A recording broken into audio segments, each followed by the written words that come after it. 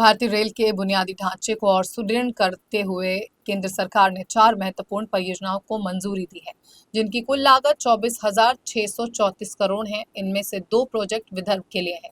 Cabinet ने दक्षिण पूर्व मध्य रेलवे के नागपुर मंडल के तहत गोंदिया से डोंगरगढ़ के बीच 84 किलोमीटर तथा मध्य रेलवे नागपुर मंडल के तहत वर्धा से भुसावल तक 314 किलोमीटर लंबी चौथी रेल लाइन को मंजूरी प्रदान की है।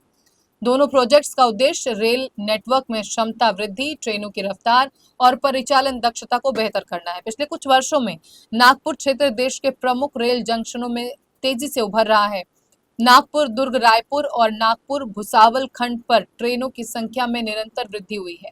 मौजूदा 2 और 3 लाइनों के बावजूद मालगाड़ियों और यात्री ट्रेनों के परिचालन में देरी की समस्या बनी हुई है। ऐसे में नए चौथे ट्रैक से इन रूटों पर रेल यातायात की क्षमता में कम से कम 40% की वृद्धि होगी।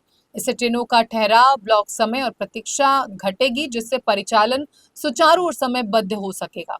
आपको बता दें कि गोंदिया से डोंगरगढ़ के बीच ये 84 किलोमीटर का खंड दक्षिण पूर्व मध्य रेलवे के सबसे व्यस्त मार्गों में से एक है।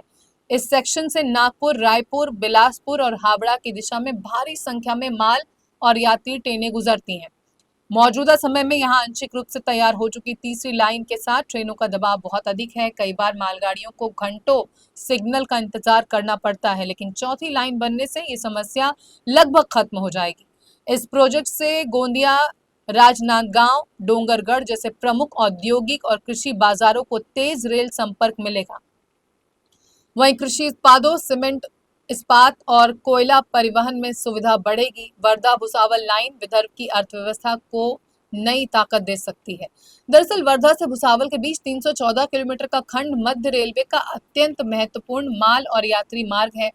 ये लाइन नागपुर से मुंबई को जोड़ने वाला मुख्य गलियारा है, जिस पर हर दिन 200 से अधिक ट्रेनें चलती हैं। मौजूदा समय में इस मार्ग पर रेल यातायात की ऑक्यूपेंसी लगभग 130% तक पहुंच चुकी है।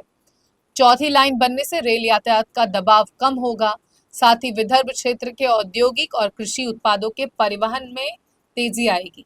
ये प्रोजेक्ट महाराष्ट्र के अमरावती, अकोला, जलगांव, भुसावल जैसे क्षेत्रों में निवेश की संभावनाएं भी बढ़ाएगा। कुल मिलाकर दोनों परियोजनाओं के पूर्ण होने के बाद लंबी दूरी की गाड़ियों की औसत गति में वृद्धि होगी। रेल विभाग के अनुसार चौथी लाइन के शुरू होने से एक्सप्रेस और सुपरफास्ट गाड़ियों के ठहराव समय में कमी आएगी।